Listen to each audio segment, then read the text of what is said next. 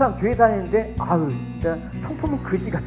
신앙을 갖는 것과 내가 신앙을 갖고 있는 내 마음의 수준이 너무나 다른 거예요. 이 갭이 여러분 초신자한테는 분명히 있는데 하나님께서 어떻게 한다? 이 갭을 점점 줄여서 하나님 원하는 수준까지 우리 인생을 단련하고 만드신다. 할렐루야. 이 갭이 여러분 많은 사람들이 있고 적은 사람이 있어요. 어쨌든 우리 이 갭을 인정하면서 하나님께서 이끄실 때 우리 다니엘서 6장 1절에서 10절까지 말씀을 보시겠습니다. 여러분이 많이 알고 있는 내용이기도 할 겁니다. 우리 같이 교독하기로 하겠습니다. 다리오가 자기의 뜻대로 고관 120명을 아멘. 우리가 다니엘서를 읽을 때 물론 개별의 각각의 어떤 에피소드나 스토리, 사건들을 중심으로 해서 읽는 것도 도움이 되지만 어쨌든 다니엘서가 갖고 있는 큰 틀을 우리가 염두에 두고 읽어야 될 필요가 있습니다. 그 큰 틀은 뭡니까? 세상 역사를 근본적으로 창조주 하나님의 계획과 경륜의 산물이 바로 역사이다. 그러면 하나님께서 이 역사 속에서 어떻게 당신의 주권과 섭리를 펼치시는가 그 과정을 우리가 사건 속에서 묵상을 해봐야 되는 것이죠. 그래서 하나님이 운행하시는 세상의 역사는 그의 택한 백성들을 구원하시기 위한 과정, 그걸 뭐라고 수요일날 얘기했습니까? 구속사라고 얘기를 했습니다. 그래서 그런 구속사적인 하나님의 일하심의 과정 속에서 하나님께서 택한 백성들을 그 중심에 세우시고 그를 통해서 어떻게 당신의 뜻을 이루어 나가시는가, 또 그와 같은 관점에서 우리는 다니엘이라는 한 인물을 조명해서 어떻게 이 인물을 통해서 하나님의 뜻을 드러내시는가, 이게 바로 우리가 성경을 읽을 때 중요한 관점이라고 할 수가 있습니다. 여러분 아시는 바와 같이 다니엘서 6장은 바벨론 제국이 얼마 못 가서 또 망했습니다. 그래서 그 뒤에 이어진 메데 바사 제국이 이제 들어선 그 시점에서 들어온 그 얘기라고 우리가 보면 됩니다. 바벨론은 왜 망했습니까? 우리가 살면서 망하는 이유는 여러 가지가 있겠지만 뭐 환경적인 요인, 또 내가 어떤 실수, 나의 어떤 뭐 부정한 일, 이런 걸로 인해서 많은 그 희비가 갈리는 일들이 많지만 근본적인 건 딱 하나야. 그게 뭐냐면 바로 교만이에요. 교만하면 무조건 망하는 거예요. 그래서 교만은 패망의, 그러니까 선봉이다라고 얘기하고 있지 않습니까? 바벨론도 마찬가지입니다. 하나님께서 바벨론을 어떻게 쓰셨냐면 유다를 징계하기 위한 몽둥이를 쓰셨단 말입니다. 그래서 하나님 백성을 정신 차리게 하는 역할을 해야 되는데 바벨론이 그 도구로서 역할을 했단 말입니다. 그래서 유다를 멸망시켰지만 그 바벨론 왕은 자기가 도구됨을 잊어버린 거야. 아, 내가 이렇게 힘이 셌네? 그래서 이 제국, 이 세상의 주인은 나네? 라는 그런 착각을 갖게 있는 겁니다. 그 착각이 있는 순간 바벨론은 급속하게 서서히 멸망하는 게 아니라 결국 하나님의 주인 대심의 자리를 내어드리면 금방 망하게 되는 게 바로 세상의 나라란 말입니다. 우리 개인의 인생의 그런 부분이기도 하고요. 그래서 바벨론 왕 느부갓네살이 어떻게 고백했습니까? 보시면 나는 이렇게 말했다. 이 바벨로니아는 위대하지 않은가? 내가 내 힘과 권력으로 세우지 않았는가? 내 영광을 위해서 세운 것이 아닌가? 이 말을 마치기 전에 한 목소리가 하늘에서 들렸다. 느부갓네살 왕아, 내가 말하노니 왕권이 너에게서 떠나갔다. 그래서 우리가 어떤 잘못을 하더라도 교만하면 안 돼. 여기서 보시면 내가라는 이 자기 중심에서 벗어나 있지 못하는 이 느부갓네살 왕의 교만을 볼 수가 있습니다. 나의 힘과 능력으로 이 세계를 정복해서 대제국을 건설하였다. 그래서 이 세계는 내가 주인이기 때문에 내 뜻대로 다스리는 거야. 여러분 세계라는 관점에서 볼 때는 그렇지만 여러분 인생이라는 우리가 세계에서, 내 삶이라는 이 세계에서 나는 어떻게 이 느부갓네살의 관점에서 동일하지 않는가? 내가 내 인생의 주인으로 내 중심적으로 살면 이런 과정들이 필연적으로 오게 된단 말입니다. 그래서 결과적으로 느부갓네살이 미쳤습니다. 그래서 왕국에 쫓겨나서 짐승처럼 막 들에 막 헤매다가 마지막에는 하나님께서 용서를 해주셨습니다. 그가 회개하자 회복시켜서 하나님을 찬양하는 모습. 그래도 느부갓네살은 그래도 복받은 사람이에요. 망했지만 그 망하고 끝나는 게 아니라 그 망한 시점에서 하나님의 은혜를 생각했기 때문에 그러는 것이죠. 보시면 정해진 기간이 지나자 나 느부갓네살은 하늘을 우러보고 정신을 되찾을 수 있게 되었다. 나는 지극히 높으신 하나님, 영원히 살아계신 분께 찬양과 영광을 돌렸다. 하나님의 다스리심은 영원하며 그의 나라는 대대로 이어질 것이다. 이렇게 정신 차리는 거예요. 그럼 빨리 정신 차려야 되는 거예요. 우리는. 그게 사실 복된 거예요. 보시면 느부갓네살은 이렇게 했지만 그의 아들이 있었습니다. 아들이 누구냐면 벨사살 왕이에요. 벨사살 왕이 이제 통치할 때 귀족들 1000명을 불러 모은 거예요. 연회를 베풀었단 말입니다. 그때 그의 아버지 느부갓네살이 유다를 침공하면서 가져온 금과 은으로 된 그 그릇에다가 술을 마셔버린 거예요. 그러니까 하나님을 섬기기 위해서 만들어진 성전 기물을 갖고 술을 따라 먹은 거예요, 여러분. 마치 성경책을 비고 낮잠을 자는 것과 같은 뭐 그런 것보다 더하지요. 그러면서 그 성전에 설치한 그 그릇에 술을 마시면서 금과 은과 새, 나무, 돌로 만든 우상에다가 막 경배하고 찬양하는 장면이 나와요. 그때 이제 환상이 나타나죠. 그 석회벽에 사람의 손가락이 나타나서 글자를 쓰는 거예요. 그러니까 그 글로 인해서 이 벨사살 왕이 겁을 먹은 겁니다. 그래서 벨사살이 도대체 이 뜻이 뭔가? 라고 궁금해했습니다. 이걸 해석할 자가 없느냐? 이 글자를 해석하면 내가 넘버 3, 이 셋째 통치 자리를 주겠다라고 공포를 했단 말입니다. 근데 아무도 그 뜻을 모르는 거예요, 여러분. 이게 무슨 뜻이겠습니까? 아무도 모르는 것이죠. 근데 다니엘이 이 뜻을 해석하는 거예요.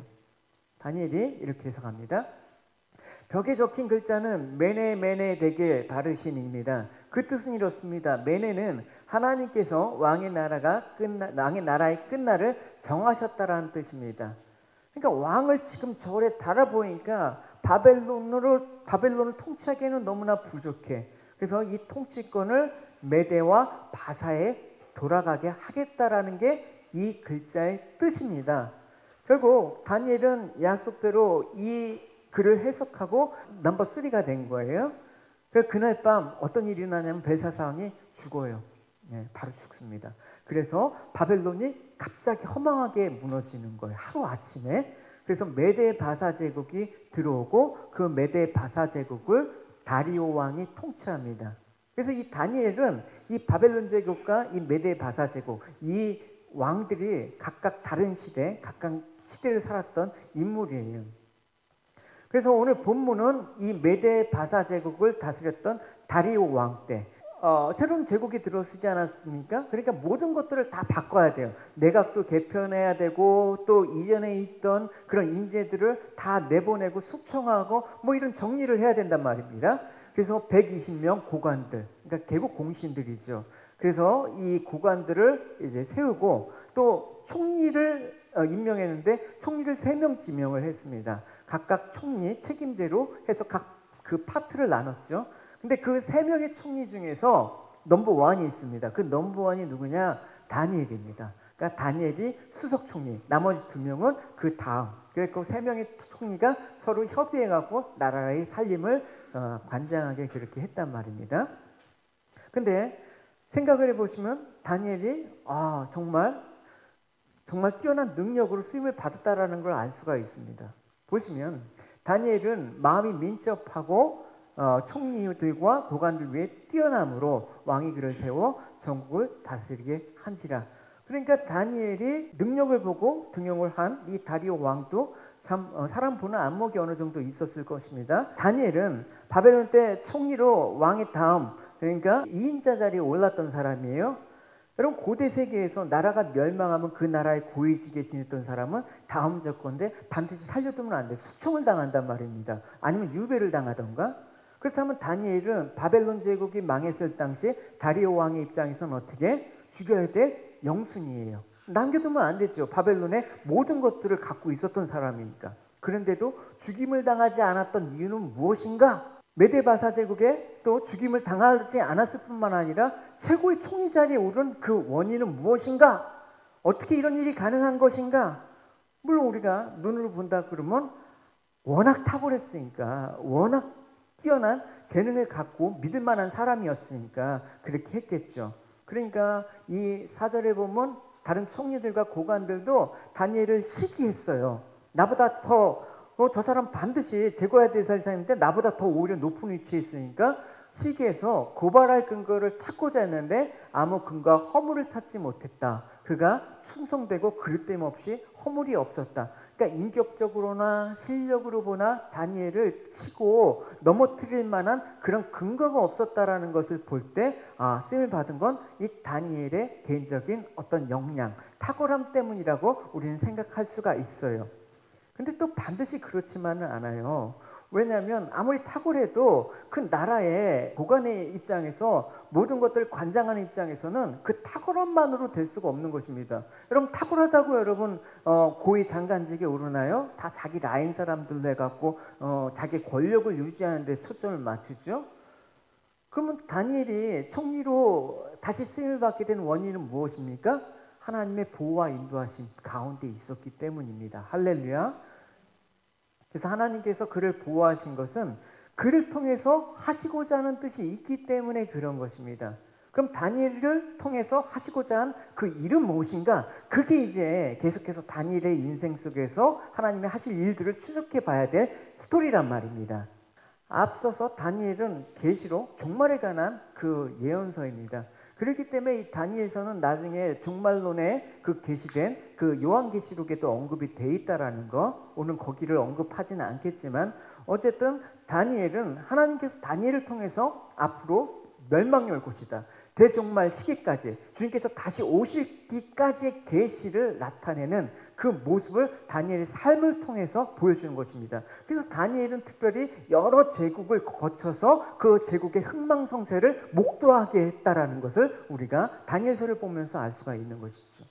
그래서 다니엘서는 예언서 성격이 있지만 또 역사적인 성격도 있어요. 그 두 가지가 잘 이렇게 조화된 그 책이라고 할 수가 있습니다. 그래서 하나님께서 우리에게 이루고자 하시는 뜻이 무엇인가? 계속 이걸 생각하지 않으면 안 되는 것입니다. 어쨌든 하나님이 하나님의 사람을 쓰시고자 할 때 그 뜻을 이루기까지 하나님께서는 절대 그 사람을 보호하신다. 누구든지 그를 해치지 않도록 하나님께서 보호하신다. 이건 하나님의 약속을 이루시기 위해서 그런 것입니다. 그래서 제가 항상 느끼는 바이지만 사명이 있는 사람은 이 땅에서 사명이 이룰 때까지 하나님께서 이 땅에 데려가지 않단 말입니다. 또 이 땅에서 한 사람은 일단 사명을 또 다 이룬 사람은 또 일찍 갈 수 있어요. 그러니까 장수하는 것만이 하나님의 복이라고 단정 지을 수 없는 거예요. 베드로 사도도 감옥에서 처형당할 위기에 처했지 않습니까? 그런데 감옥에서 수사가 끌어내요. 왜 끌어냅니까? 해야 될 일이 있기 때문에 하나님께서 맡긴 양들을 목양하고 나중에 비록 십자가에 거꾸로 매달려서 죽었지만 그 때까지 하나님께서 그 인생을 향한 그 계획을 이루실 때까지 하나님께서 그를 보호하신단 말입니다. 이 땅에서 말입니다. 예를 들어서 사도 바울도 마찬가지입니다. 사도 바울이 우여곡절 끝에 로마로 가는 그 뱃속에서 침몰을 당하게 됐습니다. 유로굴로라고 하는 광풍이 몰아닥쳐서 배가 침몰돼 죄인 후성성이었거든요. 그 가운데 하나님께서 이루고자 하나님께서 나한테 이루고자 한 뜻이 있음을 알게 된 사도 바울은 우리 안 죽는다. 걱정하지 말라. 그렇게 얘기했습니다. 보시면 하지만 여러분 이제 제가 권합니다. 용기를 내십시오. 이 배만 잃을 뿐 여러분 중에서 한 사람도 목숨을 잃지 않을 것입니다. 지난밤에 나의 주님이요 내가 섬기는 하나님의 천사가 내 곁에 나타나 이렇게 말씀해 주셨습니다. 바울아 두려워하지 마라. 너는 반드시 황제 가이사 앞에 서야 한다.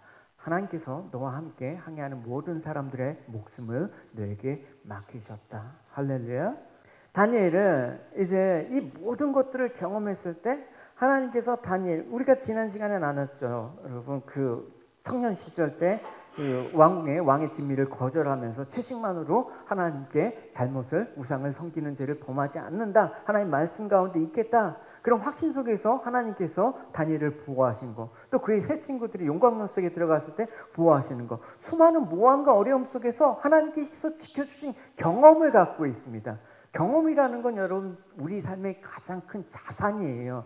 여러분 그거는 여러분 돈으로 환산이 안 되는 거예요. 그래서 여러분 젊은 청년 때 여러분 이 땅에 많은 경험들을 하셔야 돼요. 특별히 어떤 경험? 하나님과 함께 하나님이 나에게 보호하신 은혜, 하나님께서 이끌어 가신 그 인도하심, 이런 경험들이 많이 있잖아요. 그럼 세상에 앞으로 닥칠 날이 어떤 상황이 오더라도 그 경험이 축적되어 있는 사람만이 담대할 수가 있다. 할렐루야.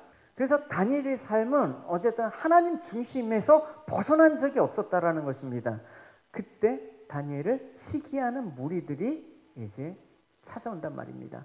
시기만 하는 게 아니라 다니엘을 넘어뜨려야 돼. 저 이인자를 넘어뜨려야지 내가 그걸 밟고 올라서게 돼. 그런 게 세상 아닙니까?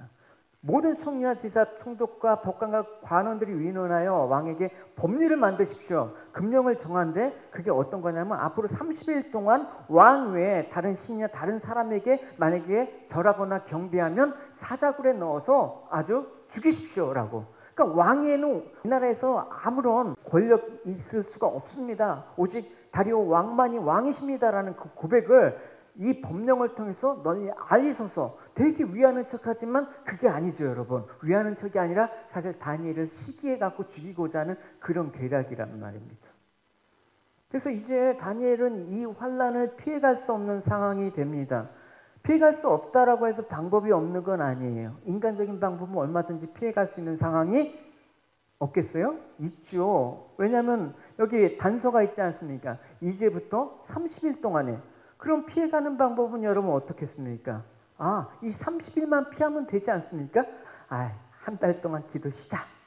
그러면 여러분 심플해. 한 달 기도 쉰다고 뭐 무슨 일이 일어나? 괜찮아. 쉬면서 이제 한 달 후에 예배 드리면 되지. 뭐 이런 거. 남이 기도하는 것만 안 보이면 되지. 창을 다 틀어막고 조용히 기도하지. 주님께서는 은밀 중에 골방 중에 기도하는 거 우리에게 원하시잖아. 그래서 조용히 남이 모르게. 뭐 이렇게 해도 여러분 뭐라고 그럴 거야 여러분. 하나님 버린 것도 아니고 30일 동안만 피해가는데 여러분 같으면 어떻게 하겠습니까? 저 같으면 그렇게 했어요.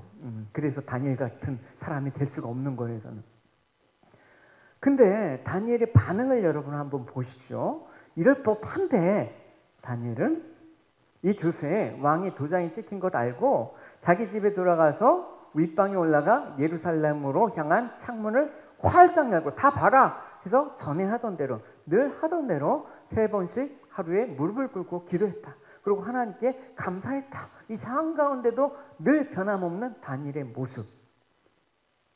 그러니까 여러분 이런 어려움에도 불구하고 했던 늘 하던 대로 하는 게 일상 우리 삶에 아무런 지금까지 변동이 없었을 때 어떤 큰 문제가 없었을 때 늘 하던 대로 하는 게 별로 어렵지가 않아요. 근데 늘 하던 대로라는 그 말이 우리 삶 가운데 정말 목숨을 위협하는 그런 상황 가운데 온다 그러면 하던 대로 한다는 게 쉽지가 않단 말입니다. 여러분 이 시대 가운데 우리가 그렇지 않습니까? 여러분 우리가 그전엔 예배를 드리고 우리가 하나님께 나아가는 게 어렵지 않았는데 점점 이제 그 하던 대로 했던 예배를 드리기가 힘든 세상이 오네.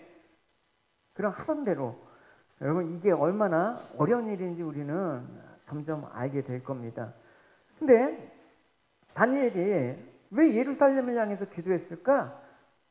성전을 창문을 열고 그거는 실제 근거가 있기 때문에 그렇습니다. 예루살렘은 뭐가 있는 곳이에요? 하나님의 성전이 있는 곳 아닙니까? 그래서 다니엘은 예루살렘을 향해서 기도했다라는 것은 그의 마음이 하나님께 향했다라는 그런 얘기예요. 하나님을 향한 그 마음들을 이제 고백하는 거예요. 그냥 속으로만 하는 게 아니라 선포하는 거예요. 야, 나의 왕은 하나님 한 분이시다. 근데 그 성전을 향한 다니엘의 기도는 사실 솔로몬이 첫 성전을 봉헌할 때 솔로몬이 하나님께 한 기도의 내용을 근거한 것이라고 우리는 생각할 수가 있어요. 거슬러 올라가서 솔로몬이 이제 성전을 지었단 말입니다. 성전을 이제 봉헌식을 했어요. 그리고 한 기도를 잠깐 보시면 다니엘이 지금 어떤 마음으로 기도했을지 이 성경적인 근거를 찾아볼 수가 있겠네요. 보시면 저와 주님의 백성 이스라엘이 이곳을 향해서 기도할 때 주님은 하늘에서 들으시고 우리 죄를 용서해 주십시오. 그때 주님의 백성이 포로로 끌려간 그 땅에서 정신을 차리고 마음을 돌려 우리가 죄를 지었습니다. 우리가 잘못했습니다라고 주께 기도하며 그들이 포로로 있는 원수의 땅에서 온 마음과 정성을 다하여 주께 회개하고 주께서 그들의 조상에게 주신 땅과 주께서 선택하신 이 성과 제가 주님의 이름을 위하여 지은 이 성전을 향해 기도를 드리면 성전을 향해서 기도를 드리면 주께서 하늘에서 그들이 하는 기도를 들으시고 사정을 살펴주십시오 이게 성전을 향해서 기도한 솔로몬의 내용이란 말입니다. 기도에. 이때 솔로몬의 기도를 하나님께서 들으셨다라고 말씀을 하십니다. 그 다음 장에 보시면 내 앞에서 기도한 것과 내가 나에게 구한 것을 하나님께서 뭐라고 들었다. 내가 지금 이 성전에서 내가 거룩하게 구별하였으므로 내가 내 이름을 영원히 거기에 둘 것이다. 내가 그 성전을 보살피며 항상 지킬 것이다. 다니엘은 이 내용을 알았기 때문에 성전을 향해서 하나님께 평소에 하던 대로 기도하였더라. 우리 기도는 늘 그런 거예요, 여러분. 뭔가 하면 막 저는 특별자 붙은 거 되게 싫어해요. 특별 새벽 기도해. 특별 수능을 위한 특별 기도해. 늘 기도 안 하는 사람이 특별 붙이면 이제 그날따라 이제 특별하니까 많이 모인단 말입니다. 그러지 마시고 특별하지 마시고 늘 우리 일상이 특별한 거 아닙니까, 여러분? 뭐만 있으면 주여 하지 마시고 뭐가 없어도 주여. 할렐루야. 그래서 다니엘은 하나님의 이 기도를 들으셨다라는 것을 확신할 수가 있었습니다. 그렇다면 우리가 다니엘서는 이제 내용을 알고 계신 분들이 대부분이라고 생각하지만 이 앞으로 전개될 내용을 모른다라고 가정했을 때 여러분 이 시점에서 하나님께서 다니엘의 기도를 들으셨다 그러면 하나님께서 어떻게 응답을 하셨습니까? 우린 기대하는 거예요. 적어도 하나님께서 이때 왕의 마음을 바꾸셔갖고 이 교서를 무효로 하실 수 있는 거 아니야? 뭐 이런 상상? 아니면 뭐 그 시기했던 그 고관들과 다니엘을 대적했던 그런 사람들이 눈을 가려서 하나님께서 못 보게 해주시는 거? 뭐 그런 것도 기대할 수 있는 거 아니야? 어쨌든 하나님께서 이 상황들을 모면해 주실 수 있는 어떤 액션을 취하실 것 같아. 근데 이런 상황 가운데 여러분 우리의 기대와는 달리 어떤 일이 벌어집니까? 다니엘이 전에 하던 대로 하루에 3번씩 열심히 하나님께 기도했는데 하나님께서 응답하시기를 다니엘이 사자굴에 들어갔다. 이 스토리가 여러분 우리가 사자굴에 들어가서 하나님께서 건지셨다. 이거를 볼 때 하나님께서 지켜주신다는 걸 얘기 알지만 그 스토리를 모른 채 여러분 생각하시란 말입니다. 모를 때 기도했는데 사자굴에 들어갔어. 살려달라고 기도했는데 죽을 상황이 됐어. 여러분 이 상황들이 잘 와닿지가 않는 거예요, 여러분. 그러니까 우리 인생 가운데 벌어질 앞일은 모르잖아요, 여러분. 그러니까 이 앞일을 모르는 상태에서 하나님이 나를 도와주신다고 생각할 때 보통 우리는 이런 상황들 생각한단 말입니다. 물론 하나님께서 다니엘이 사자굴에 들어갔을 때 하나님께서 친히 천사를 보내셔서 사자들의 입을 막으셨어. 다니엘을 보호하셨어. 그래서 우리는 생각하죠. 늘 우리 인생 가운데 천사를 보내셔서 도우시는 하나님을 찬양합니다. 또 다니엘이 세 친구가 풀무불에 던짐을 받지 않았습니까? 말하자면 그 철강소의 용광로 같은 곳이에요. 그 집어넣는데 한 천사가 그들과 같이 있어서 불에 타지 않도록 보호해 주셨어요. 근데 어쨌든 용광로에 들어갔단 말입니다. 여러분 우리가 쉽게 생각하는 게 있어요. 하나님은 늘 우리와 함께 하셔서 지켜주시지.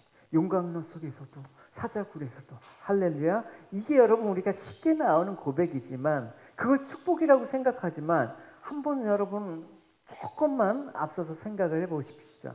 그럼 진짜 축복은 뭐예요? 다니엘이 사자굴에 들어가기 전에 하나님 보호하셨어야지. 다니엘 입장에서는 그거 아니에요. 다니엘의 세 친구들이 용광로에 들어가기 전에 이미 보호하셨으면 다니엘 더 좋은 거 아닙니까? 그게 더 축복이고 그게 더 형통한 거 아닙니까, 여러분? 근데 꼭 이렇게 죽을 위기에서 건져주셔야 돼? 꼭 하나님 이렇게 하셔야 되는 거예요? 그런 생각하고 싶지 않습니까? 요셉의 경우를 보십시오. 요셉이 보디발 장군의 아내 부인이 유혹했습니다. 하나님을 두려워하는 마음으로 신앙을 지키고 거기에 응하지 않겠습니다. 내가 하나님 앞에서 범죄할 수 없습니다. 하면서 하니까 모함을 했습니다. 그래서 무고하게 감옥에 들어갔죠. 근데 그 감옥에 들어간 상황을 한번 보십시오. 이에 요셉이 주인이 그를 잡아 옥에 가두고 그 옥은 왕의 제수를 가두는 곳이었더라. 요셉이 옥에 갇혔으나 여호와께서 요셉과 함께 하시고 그에게 인자를 더하사 간수장에게 은혜를 받게 하시매 간수장의 옥중 제수를 다 요셉의 손에 맡기심으로 그 재반 사물을 요셉이 처리하고 간수장 그의 손에 맡긴 것을 무엇이든 살펴보지 아니하셨으니 이걸 뭐라고 얘기하고 있습니까? 이는 여호와께서 요셉과 함께 하심이라. 여호와께서 그를 범사에 형통하게 하셨다. 이 모든 게 이런 모든 것들이 요셉과 함께 하심이고 그걸 형통하게 하셨다라고 얘기하고 있습니다. 여러분 보시면 이 장면만 보시면 요셉은 정말 승승장구하는 것 같아요. 보디발 집에 갔더니 보디발의 인정을 받아서 그 집을 관할하는 모든 것들 총무하게, 비록 또 모함을 받았지만 감옥에 들어가서도 하나님이 형통케 하셨네. 그래서 감옥에서도 모든 것들을 관할해. 여러분 요셉의 신분 변화를 한번 생각해 보시고 그 형통한 게 무엇인가 한번 생각해 봐야 돼요. 여러분 진짜 요셉 입장에서 형통한 거라면 아예 형님께 따돌림 받아서 노예로 팔려가지 않은 상황이야 요셉에게 더 낫지 않습니까?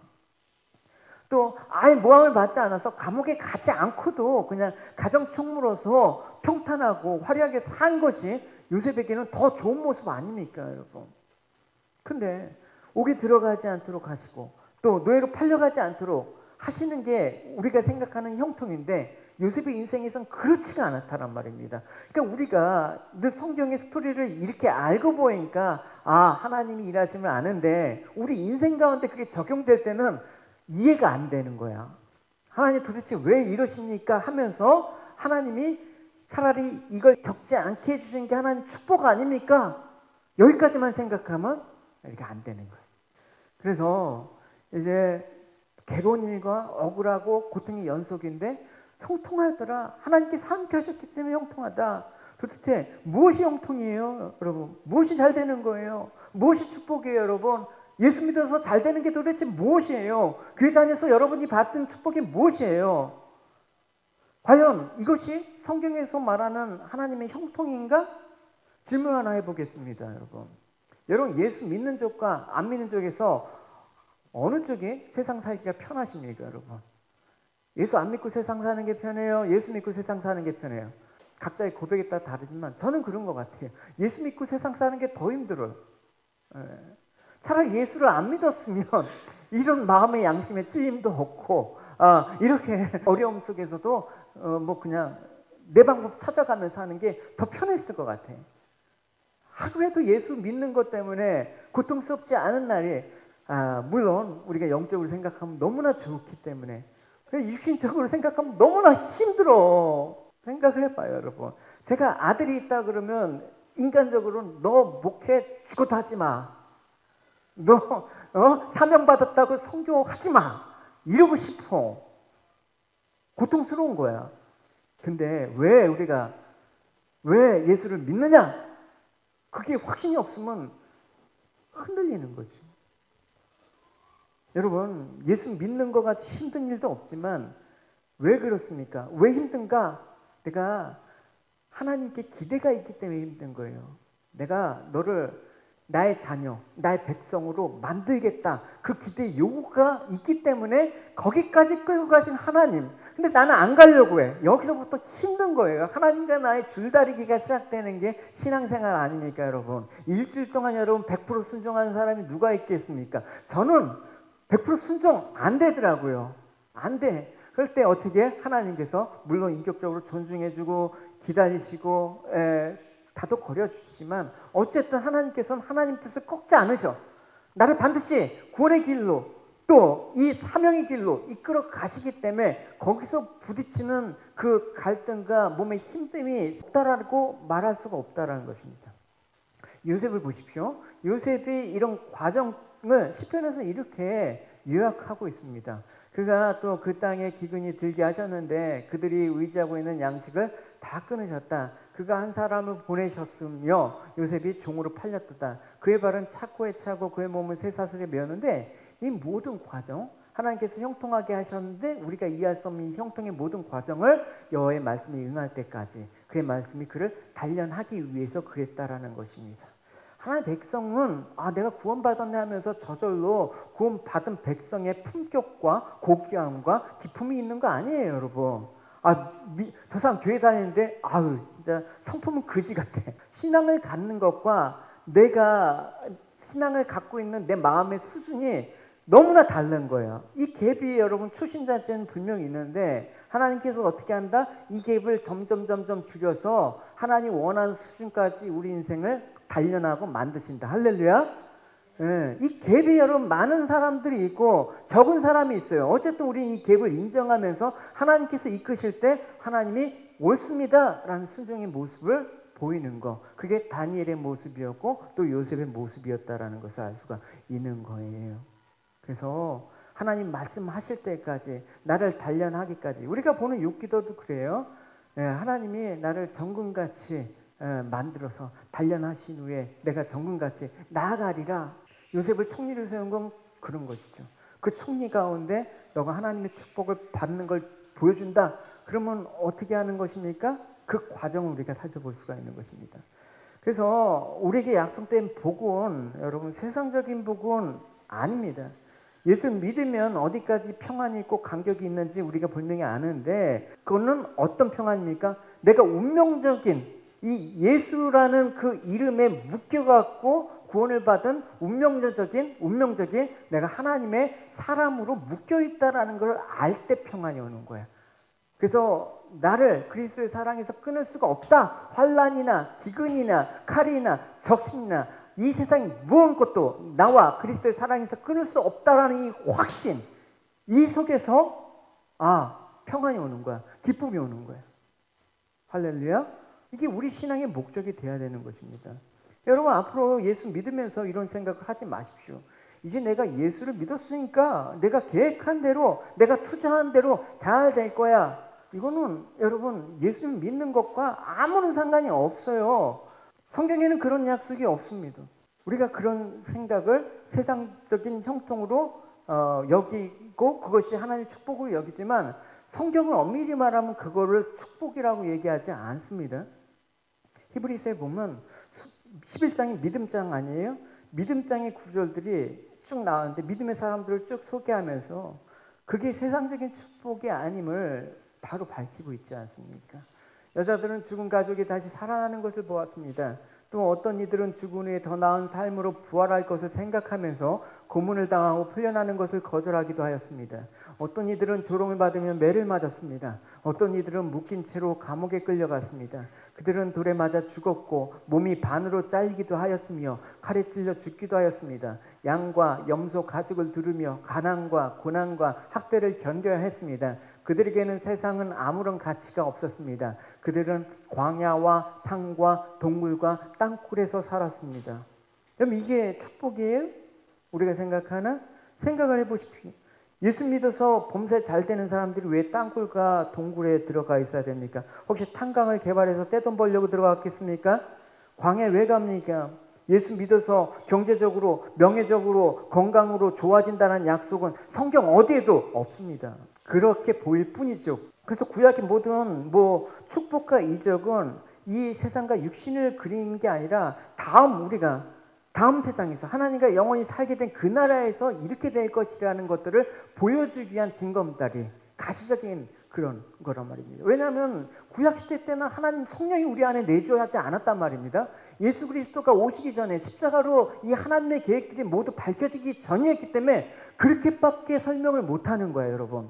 그러니까 구약에서 보내주시는 이 세상적인 형통함으로 보이는 것들은 장차 이렇게 될 것이라고 그렇게 하는 거예요. 지금은 신약시대 때는 그런 식으로 축복을 설명해서는 안 되는 거예요. 이미 우리에게는 예수 그리스도의 십자가의 은혜가 있기 때문에. 할렐루야. 근데 세상의 형통을 계속 구약식으로 그렇게 하나님께서 보여주신 의미를 모르고 계속 그것만을 강조해. 이 신약시대에도. 그러니까 복음이 변질되지. 교회에 힘이 없는 거죠. 진리가 진리가치가 여겨지지 않으니까 개판이 되는 거지. 그래서 우리의 모든 삶들은 세상을 초월하는 자로 하나님께 부르심을 받았습니다. 적어도 우리가 하나님의 영원한 나라를 바라보며 그 영원한 세계를 준비하는 자이며 하나님이 계심을 알게 된 자들 아닙니까? 그러면 나는 지금부터 남은 삶들을 어떻게 살아갈 것인가? 무엇을 준비해야 될 것인가? 이것이 관건 아닙니까? 지금 여러분들을 통해서 준비하고자 하는 것이 무엇입니까? 세상에 알라? 그걸 위해서 여러분들을 부르셨습니까? 그건 예수 없어도 이룰 수 있는 거예요, 여러분. 예수와 상관없이 이루어지는 것들. 세계에서 유명한 재벌들이 일론 머스크가 여러분 신실하게 믿는 사람이에요, 여러분? 성령 충만한 사람이에요? 그런 거 관련 없이 부자 아닙니까? 하나님께서 여러분들 축복하실 때 그와 같은 모습으로 축복하는 게 여러분 정말 진짜 축복입니까? 그와는 다른 모습, 구별된 모습으로 그걸 보여주고 싶은 거예요, 여러분에게. 또 여러분도 우리가 그리스도의 증거로 그렇게 드러내는 걸 하나님의 영광으로 기쁘게 받으시길 원한다라는 것입니다. 그래서 하나님 여러분들의 삶 속에서 하나님이 하나님 되심을 드러나길 원해. 그래서 여러분들을 하나님의 최고의 목적으로 삼아서 여러분들을 이끌어 가시는 거야. 여러분 자녀를 기를 때도 여러분 이 자녀가 그래서 내가 부모로서 해주고 싶은 최고의 목적과 최고의 그런 어떤 지지를 하면서 자녀를 기르고 양육하지 않습니까? 하나님 우리에게 대한 그 양육은 그런 방식이에요. 정말 천국 백성으로 이 고귀하고 흠없고 이 세상의 방식과는 전혀 다른 삶들을 추구함으로써 정말 천국의 삶이 무엇인가를 실체적으로 보여줄 수 있는 사람. 할렐루야. 그것이 영광이죠. 나머지는 부수적인 거야. 부수적인 거야. 그 부수적인 게 너무 여러분 목숨에 걸 필요가 없습니다. 그건 하나님께서 허락하시면 감사하고 허락 안 하시면 그것도 감사한 거예요. 예수님께서 하늘에 올라가실 때 우리에게 요구하신 마지막 말씀, 유언과 같은 이 땅에서 마지막 말씀이 뭐예요? 오직 성령이 너에게 임하셨기 때문에 너희 안에 이제 있기 때문에 너희가 권능을 받고 예루살렘과 온 유대와 사마리아와 땅끝까지 이르러 내 증인이 되라 라는 말입니다. 증인이란 말은 예수를 세상 가운데 보여주라. 너희는 무엇으로 예수 믿는 걸 보여줄래? 너희는 무엇으로 믿음을 보여줄래? 할렐루야. 이것이 우리에게 도전이 돼야 되는 것이죠. 우리에게 중요한 것은 이 세상에서 그리스도의 증인으로 살아가는 거. 근데 우리의 시선과 마음은 자꾸만 세상에 뺏기네. 어떤 교인이 용하다라는 무당집을 찾아갑니다. 지금도 옛날에 보면 뭐 남산에 그 아현동 쪽 이런 그 뭐 어디야 미아리 쪽에 보면 수많은 깃발 들고 있는 점집들이 많았어요. 지금도 아마 있을 거예요. 근데 이게 그 교인이 들어서자마자 그 무당집에 들어서자마자 무당이 하는 말에 깜짝 놀랐어. 무당이 그 용하긴 용하나 봐. 당신과 나는 길이 다른 사람인데 왜 여기 오셨습니까? 당신 안에는 귀한 분이 계시는데 감히 제가 근접할 수 없는 분이 계시는데 나와는 다른 차원이 다른 그 분이 계시기 때문에 내가 당신에게 얘기할 수 없습니다. 나가십시오. 이 말을 듣고 그 교인이 기뻤답니다. 그래서 막 교회에서 자랑하는 거예요. 문제가 생겼어요. 다음날 다른 교인들 다 데리고 갔어. 확인하고 싶은 거야. 정말 용하다니까. 갔는데 그 교인이 정말 그렇게 똑같이 얘기를 해요. 막 그 얘기를 듣는 교인들은 막 기뻐하고 밤에 잠도 못 자고 간증을 하는 거야. 웃기지 않습니까? 우리가 왜 그런 식으로 확인을 받아야 됩니까? 우리가 믿는 하나님을? 우리 믿음 왜 그런 식으로 확인을 받아야만 돼? 왜 귀신이 확인을 해줘야 되는 건데? 이런 웃긴 얘기가 없어요. 귀신이 아니라 또 우리는 뭐로 확인해줘야 돼? 돈으로 확인받아야 돼. 예수 믿었으니 예수 믿었는데 야 자꾸만 돈이 저렇게 잘 벌리네. 하는 것마다 막 돈을 긁어모으네 저 집은. 정말 예수님이 살아계신가 봐. 어떻게 우리가 신앙이 이런 식으로 전락되었죠? 우리가 왜 이런 평가를 받아야 되는 것이죠? 그리스도의 증인이 여러분 이런 식으로 평가를 받는 게 하나님의 영광일 거라고 생각하시지는 않겠죠. 성경이 왜 그렇게 수많은 믿음의 사람들의 순교와 고난과 인내를 이야기하는데요. 이것 밖에는 세상과 구별할 수 있는 방법이 없는 거예요. 이걸 날마다 확인하셔야 되는 것이죠. 우리는 세상의 방식과는 다른 전제로 살아가는 사람이다. 왜 우리를 이렇게 어렵게 훈련을 받고 이 세상에서 준비를 하는지 우리는 알고 있는 사람이다. 우리는 하나님의 자녀이기 때문에. 할렐루야. 우리는 하나님의 그 자녀다운 신분을 만들어 가시는 하나님의 손길을 날마다 경험하는 자이기 때문에. 그래서 우리가 이 어려운 과정을 통과하는 거야. 너희들은 모를 거야. 적어도 우리가 이런 것에 이 세상을 살아가면서 목표가 돼야 되지 않습니까, 여러분? 그래서 우리가 가져야 될 관심은 뭡니까? 어떻게 해야 돼 천국 가느냐? 이건 우리한테 중요한 관심이 아니에요. 이미 천국에 우리가 천국 백성으로 예비되는데 어떻게 해야지 천국 가야지 이걸 하니까 자꾸만 오류가 빠지는 거야. 그러지 마시고 나는 이제 천국 백성으로 살아가기 위해서 무엇을 해야 될까? 거기에 초점을 맞추셔야 돼요. 내가 구원받은 백성으로서 믿음의 사람으로서 어떻게 가야 될까? 그걸 우리가 뭘 한다라는 게 중요한 게 아니라 우리가 어떤 상황이든 하나님 말씀이기 때문에 하나님이 시키는 대로 해야 되는 거, 이게 우리의 삶의 방식이에요. 그래서 요셉이 고백한 것처럼 말씀이 응할 때까지, 하나님 말씀이 내 삶 가운데 약속하신 말씀이 이룰 때까지 주 약속 안에서 내 영혼 평안에, 그 약속 안에서만 누릴 수 있는 평강과 기쁨을 우리에게 맛보면서 가는 거예요. 그래서 그런 사람들이 무엇이다? 예수 그리스도의 증인입니다. 할렐루야. 증인은 뭐다? 그리스도의 모습을 보여주는 거야. 주님께서 이 땅에 살아간 모습을 보여주는 게 증인이야. 구약의 증인은 메시아의 모습을 보여주는 그런 것이지만 신약의 증인은 이 땅에서 실질적으로 오셨잖아요. 우리 몸을 입고 오셨잖아요. 그러니까 결국 죽음을 각오하고 사자굴에 던져진 다니엘은 아무 해가 없어요. 그랬더니 다리오 왕이 그 실체를 본 거예요. 다니엘이 총리에 그냥 앉아 있었으면 이런 고백을 했을까요? 안 했죠. 다리오 왕이 고백한 거예요. 증인의 고백을, 증인의 삶이 무엇인가, 하나님이 함께 하시는 형통이 무엇인가를 보게 되면 이 다리오 왕이 이렇게 고백을 했죠. 내가 새 법을 세운다. 내 나라에 사는 백성은 모두 다니엘의 하나님을 두렵고 떨림으로 섬겨야 된다. 다니엘의 하나님은 살아계신 하나님이시며 영원히 사시는 분이시다. 그의 나라는 결코 망하지 않으며 그의 다스림은 영원할 것이다. 하나님은 백성을 건져내시기도 하고 구원하시기도 하신다. 하늘과 땅에서 놀라운 기적을 일으키신다. 하나님께서 다니엘을 사자 입에서 구해내셨다. 할렐루야. 이게 다리오 왕에서 나온 고백이란 말입니다. 어떻게? 다니엘을 통해서. 다니엘이 왜 사자굴에 들어갔는지, 그게 사자굴에 안 들어갔으면 다리오는 이 고백을 했을까요? 안 했을 것 같아요. 그래서 우리가 성도로 살아간다라는 건 이런 증인의 삶이에요. 그래서 신앙이란 건 뭐냐? 내 편에서 중요한 것을 가리고 하나님을 찾는 게 아니라 하나님이 중요한 것으로 여기시는 것을 내 편에서 중요하게 생각하는 게 신앙이에요. 우리의 모든 삶에서 하나님이 개입하시는 목적은 나의 삶을 통해서 그리스도를 알려주기 위해서라는 걸 우리가 잊지 말아야 되는 거예요. 내 인생이 잘 되고 못 되고는 상관없어. 우리 모든 삶을 통해서 그리스도를 알려주고 내가 그리스도를 발견하고 내가 세상에 사는 성도로 하나님께서 만들어 가신다는 걸 알고 하나님께서 나에게 이끄시고 개입한다라는 걸 알려주는 거, 이것을 깨닫는 것이 하나님의 도우심이고 잘되는 인생입니다.